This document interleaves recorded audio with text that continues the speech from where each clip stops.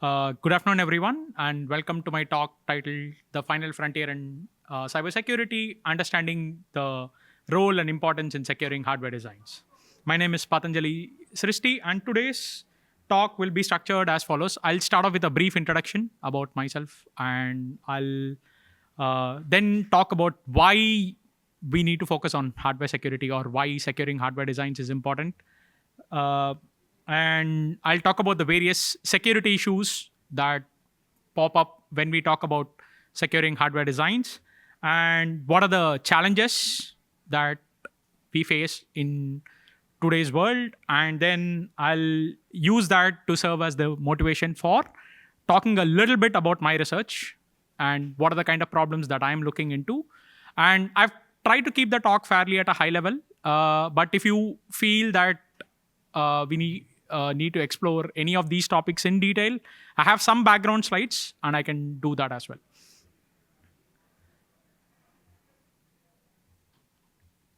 Oh, yeah. So a little bit of background about myself. I did my master's and PhD at IIT Madras from Chennai in India, where I was advised by Dr. Kamakoti.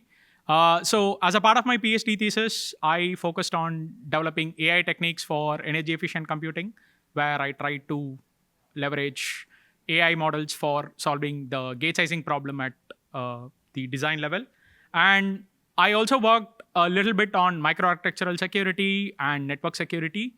And I mean, it was not a part of my thesis effort, but I also contributed to the Shakti processor program, which was India's indigenous RISC-V processor that was developed. And after my PhD, I did my postdoc at University of Florida, where my primary focus was on developing AI models for securing supply chain threats for hardware designs. So there we developed attacks and countermeasures that focused on supply chain issues like hardware trojans, reverse engineering, piracy, and counterfeiting. Right. So if you are interested, you can get to know more about my research either at my website or on my Google Scholar page.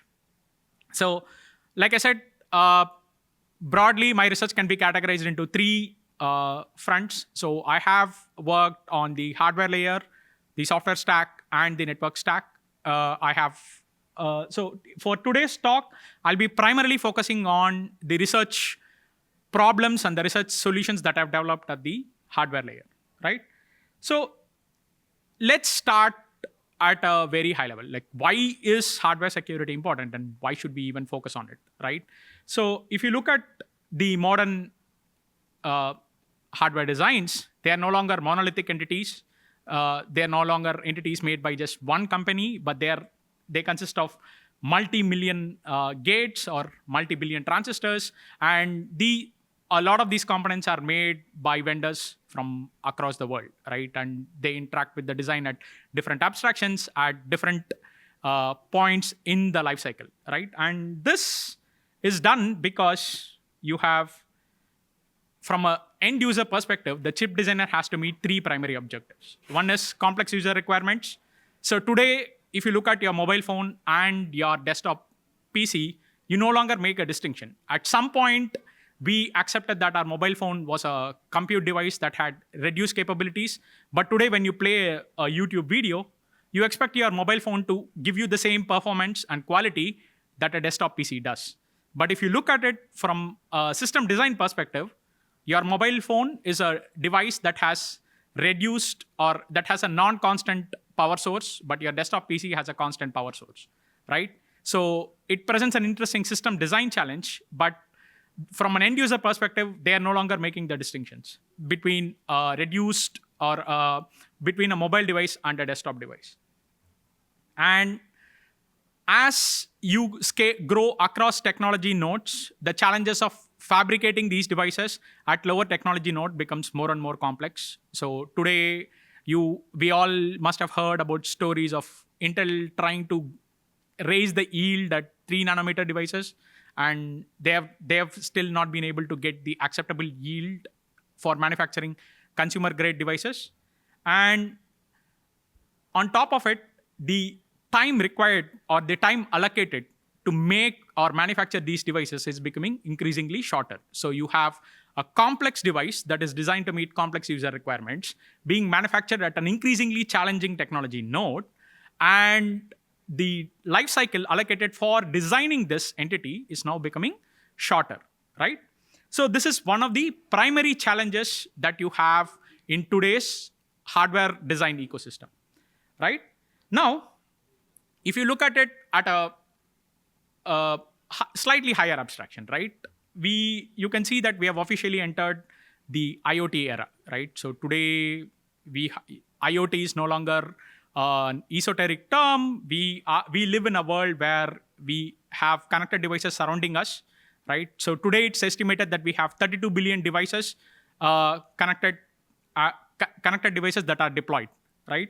So, and at a very high level abstraction, any IoT device will have three primary layers. You have the hardware layer, which has the compute and the sensor devices, right? And then you have your network layer, which facilitates the seamless integration or communication between these different devices.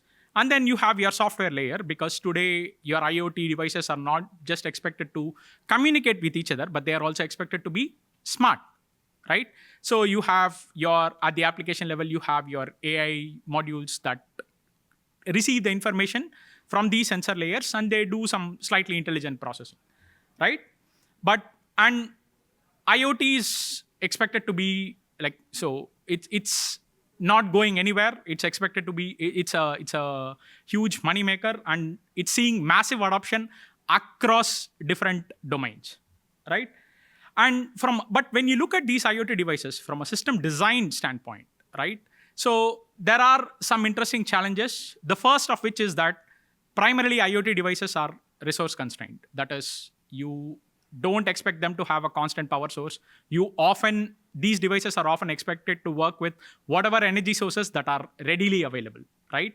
And most of these IoT devices are intended to be deployed in a fire and forget fashion. That is, you deploy them once and you don't want to keep maintaining them or constantly monitoring them. You expect to receive data from them, but you don't want to constantly monitor or check if they're working or not, right? Now, from a system design standpoint, this presents an interesting challenge because, like I said, power. So these devices are expected to give you the same seamless functionality, but at a reduced power consumption. Performance, often IoT devices are the first, or they operate at the end user facing end. So which means that they're expected to meet real-time constraints, right? You want your IoT device to respond instantly. Which means that they often have to meet tight performance constraints. And these devices are often designed or are expected to be deployed at a smaller form factor, right?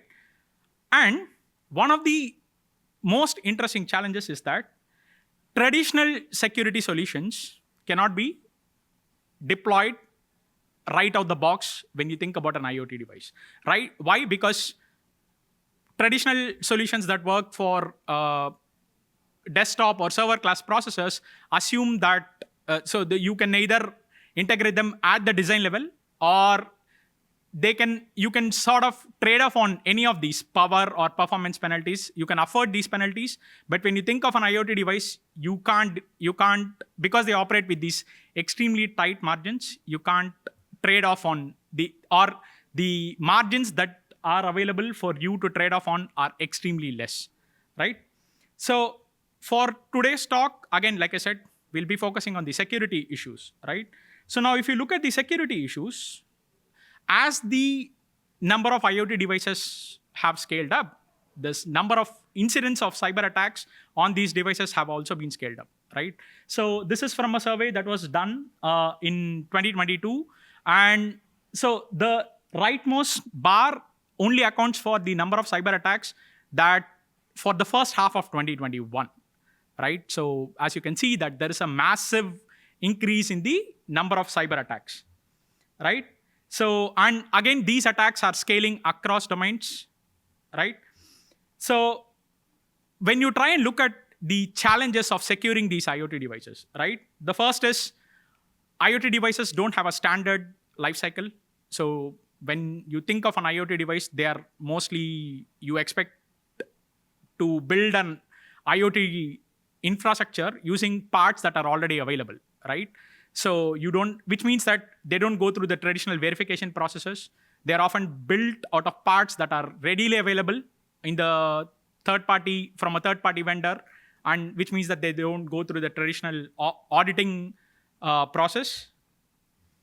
And they're often expected to be low cost devices, right?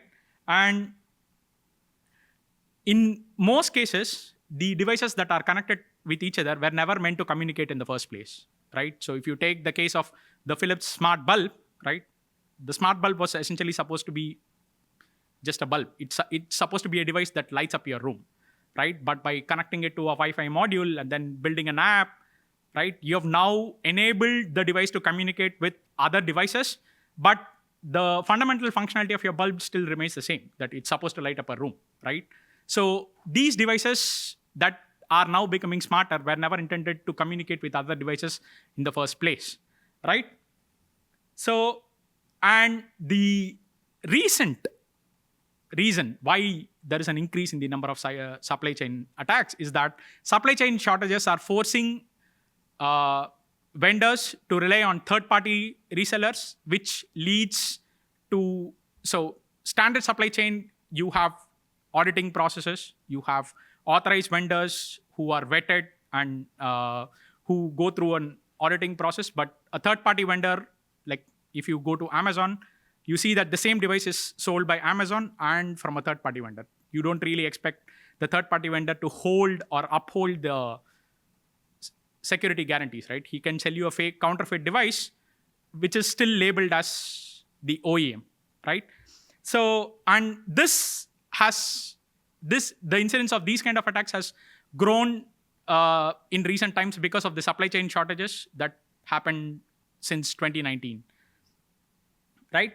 Now, if you look at the IoT stack, right, from a security standpoint, you have 4 moving parts. You have the end user who interacts with the device.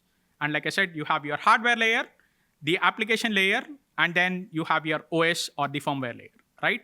Now, from a security standpoint, if you look at the impact of these, the compromises in each of these layers. So at the OS layer, at the user layer, you can have either phishing attacks or in modern cybersecurity, social engineering attacks, where the user is compromised to reveal credentials or key information, right?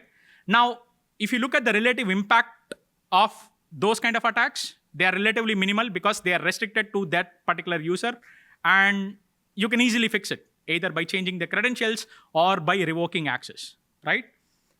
Now, at the application or at the software layer, you have attacks like malwares, which is essentially compromised software that is either installed by the user or by a backdoor program, right?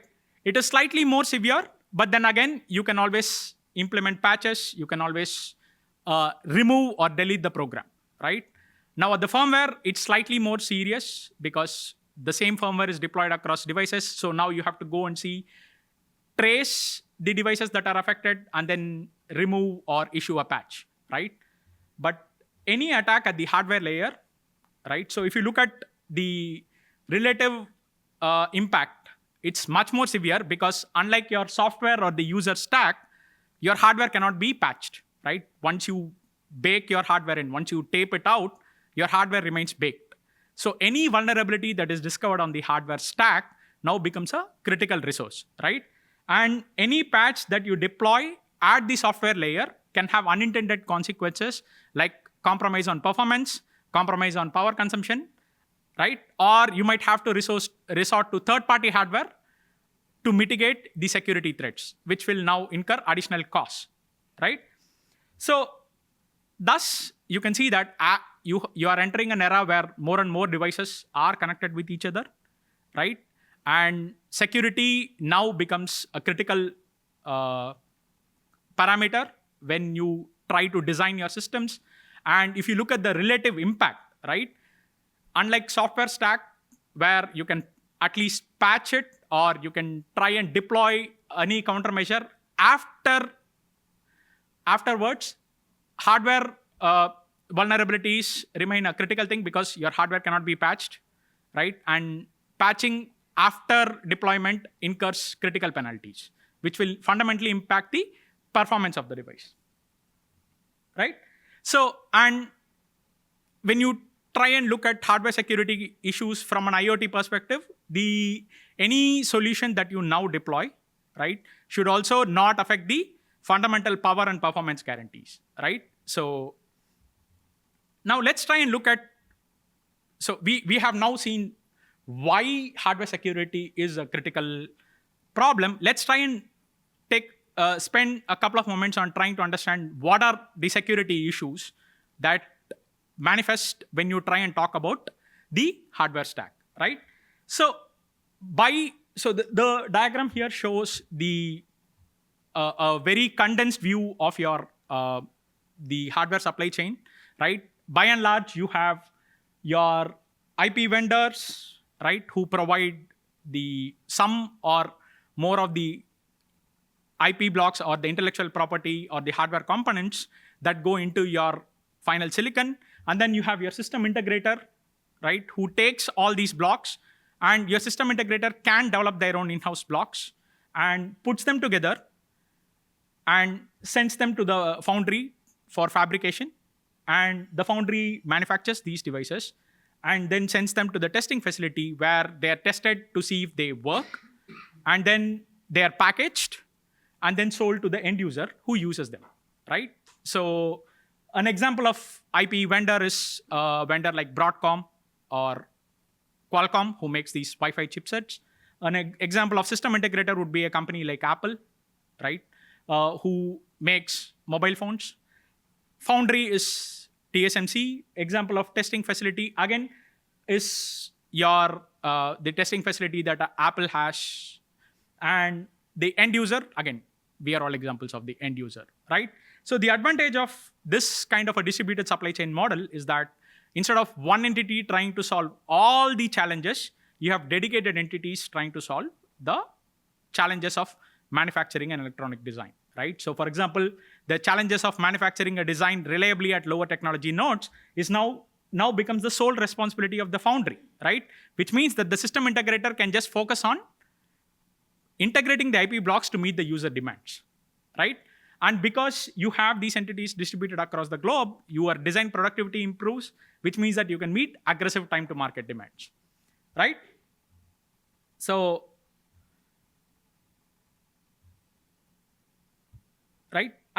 But when you look at it from a security standpoint, right, you have these multiple entities that interact with your designs at different abstractions, right? So essentially you have your asset that now is in the hands of so many people. It's estimated that for any given VLSI design, by the time it comes out to silicon, you have close to 1,000 people interacting with it, either at the RTL level or at the final silicon level, right?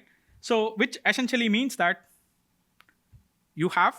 so from a security standpoint, if you're trying to protect your underlying hardware design, you essentially are looking at 1 versus 1,000, right? So you have 1,000 attackers or 1,000 untrusted entities sitting anywhere across the globe, interacting with your design at different abstractions. And your responsibility as a defender is to now try and secure your hardware design from these untrusted entities, right? So now, if we try and look at the kind of trust issues that manifest as a result of this distributed supply chain model, the first is the most famous one. It's hardware trojans, where your attacker injects malicious logic into the design, right? So the malicious logic can be injected with the intention of corrupting the design functionality, or for leaking critical information, or for essentially denying access to the underlying hardware functionality, right? So here in this figure, I've indicated the entities that are capable of this attacks, right? So you can have your IP vendor, system integrator, or your foundry who can inject trojans, right? The second is the piracy or counterfeiting, where one or more of your design components can be replaced with an outdated or corrupted variant. That is, so the idea is that because the end user interacts with the design as a packaged entity, right? So by the time we as end users get access to the design, they're already packaged into, they're already packaged, and we don't really get to see the underlying hardware implementation. So you can have any of these integrators tell you that they are going to use ICX, which has performance guarantees, but they will just essentially replace it with a counterfeit variant. The most famous instance of this attack is when people try to order hard disks from non-standard vendors.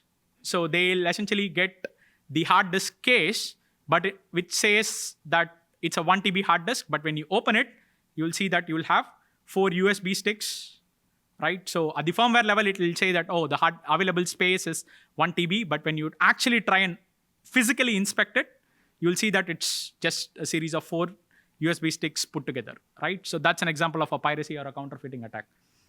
The next example is your reverse engineering attack, where the attacker will try to infer critical design information by either physical inspection or by probing or by simply just delayering the underlying IC, right? So, and then you have extraction of design secrets. So in this attack, the attacker would, so the intention is not to reverse engineer the design, but to understand or reverse engineer the behavior of the design, right? For example, your IC could have dedicated bits that enable or disable functionality.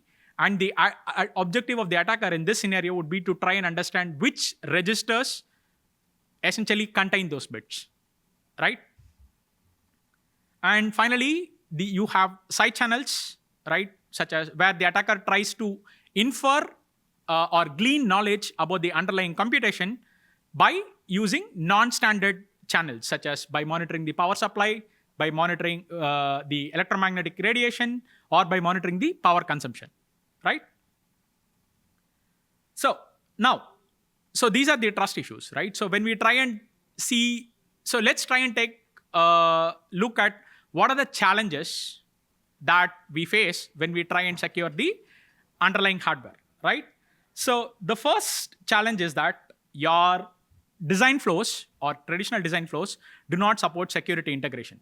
So what I mean by that is, if you take any modern EDA, ASIC or FPGA flow, you can express your performance constraints as a design constraint. You can say that for a given Verilog or a VHDL design, I want it to be taped out with a performance of X, right? I want it to be taped out with a power consumption of X, right?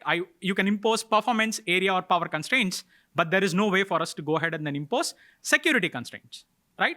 The second challenge is that so this essentially means that now your security integration becomes a separate ad hoc process. So if you want to integrate any security countermeasure, you essentially have to go ahead and then do it as a manual step that runs in parallel with your design process, right?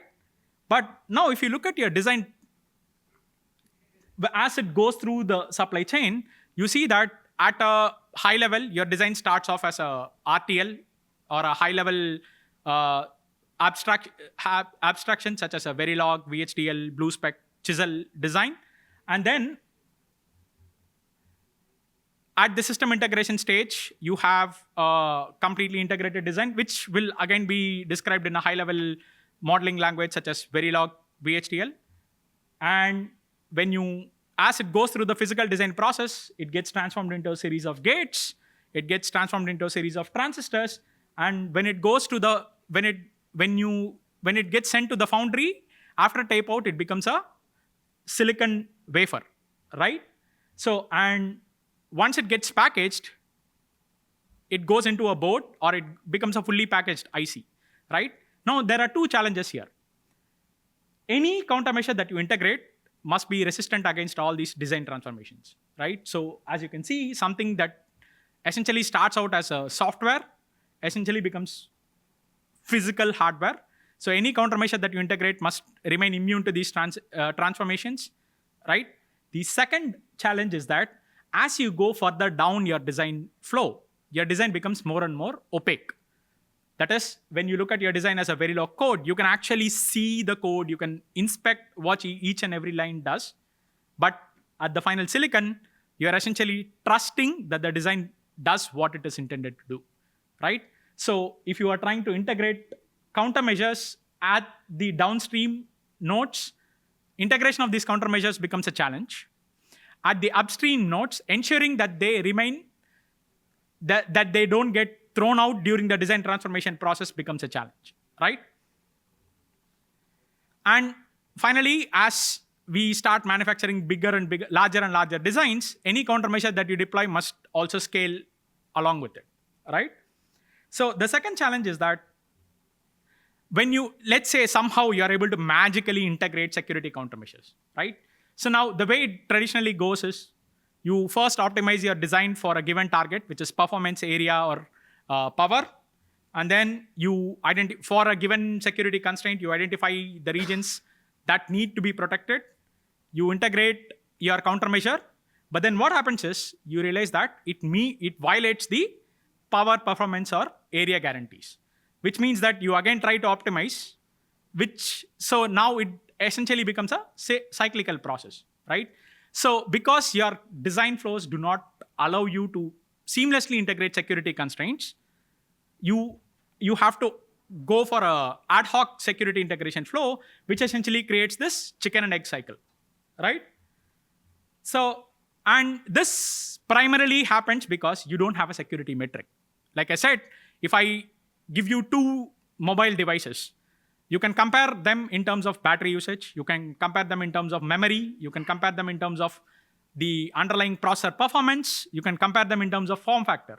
But if I give you two mobile devices and then say which one is more secure, we don't really have a metric, right? So, which essentially means that any security evaluation that I do can be very different from the security evaluation that anyone else does. So the lack of a security metric creates non-standard security evaluations, right? So even though we try to target the same security objective, let's say I try to secure my mobile device against microarchitectural side channels, right? The lack of a well-defined security metric means that I can come up with my own metric, which is very different from what everyone else uses, right? And so, which essentially means that when I say I have secured my underlying device or secured my underlying hardware design, you just have to take me at my word, because the lack of a metric also impacts verifiability, right? So because there are metrics for power, performance, and area, if I give you a design and say it meets frequency X, or it occupies area Y, or it consumes power Z, right? You can actually go ahead and then verify, right? Because there are well-defined metrics, but the lack of a security metric means that you just have to take me at my word or figure out a way to translate my security metric into yours, right? Now, the third and the most crucial security challenge is that today we don't have one processing entity, but rather we have moved on to a system on chip era, right? So the idea is that you, instead of having one processing element that does all the functionalities, you have dedicated processing elements, and then you have a microcontroller that just takes care of the coordination aspect, right? So this figure here essentially represents the high-level abstraction of a microcontroller design. So you have a crypto IP that takes care of encryption, decryption, communication IP, right? Memory, and then network. So the idea is that when you try to secure this system on chip design, right, you have to worry about your IP level threats as well as your SoC level threats. Now, because you have multiple blocks interacting with each other, the vulnerability in any block can have a cascading effect, right? So it can essentially compromise the integrity of the whole design, right? So essentially, the overall security of the metric now becomes a security function of the individual IPs as well as the overall system, right? So now if you can think about it, essentially the problem becomes complex, right? So at the IP level, you have the previous two challenges that I described. Now it becomes compounded when you have multiple IPs interacting with each other at a SoC level, right? So, and again, any countermeasure that you deploy must respect individual IP level constraints and the SoC level constraints. For example, I cannot deploy so in this, let's say I identify my crypto IP to be the security asset, and I cannot deploy a solution that essentially prevents the crypto IP from interacting with other IP blocks, right? Even though it makes the processor secure, the fundamental functionality of the crypto IP now becomes affected, right? So you should retain the IP functionality, but at the same time, maintain security guarantees, right? So essentially, to sum up, the challenges in securing modern hardware designs are: first, you don't have a security metric, which means that any security countermeasure has to be integrated using an ad hoc process, which will lead to significant overheads. And any integration must also remain immune to the design transformation, because your design changes from a high-level software abstraction to final hardware silicon, right? And finally, the lack of a well-defined security metric also means that the trustworthiness of the underlying countermeasure itself becomes questionable, right? So right now, any countermeasure that is deployed, we just take it at face value that it works, right? And finally, any security countermeasure that you deploy should not become the focal point of newer attacks, right? So they say that security is an arms race. So we deploy a security countermeasure. Now, the newer class of attacks will essentially try to violate the integrity of that countermeasure, right? So any well-defined security countermeasure must remain immune to those kind of attacks, right? So essentially, we should not solve the problems of the present, but also anticipate and solve the problems of the future, right? So with this background, I'll give a short presentation on the kind of research problems that I am exploring as a part of my research group here at Augusta University. So the first research problem that I'm trying to explore is building design for trust solutions, right? So the idea is that,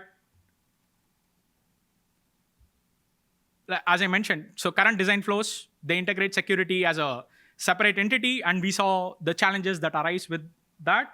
So the idea is, can we try and integrate, or can we try and build a design flow that integrates security at the fundamental level, at the design level itself, right? And for that, we need to come up with a metric that can be used for design optimization. So that's the first problem, or that's the problem that I'm looking at. So as a part of that, so when you try and think of a security metric, right, there are two kinds of perspectives that you can adopt. The first is, you can try and think from the point of view of an attacker, and then, or you can try and think from the point of view of a defender, right?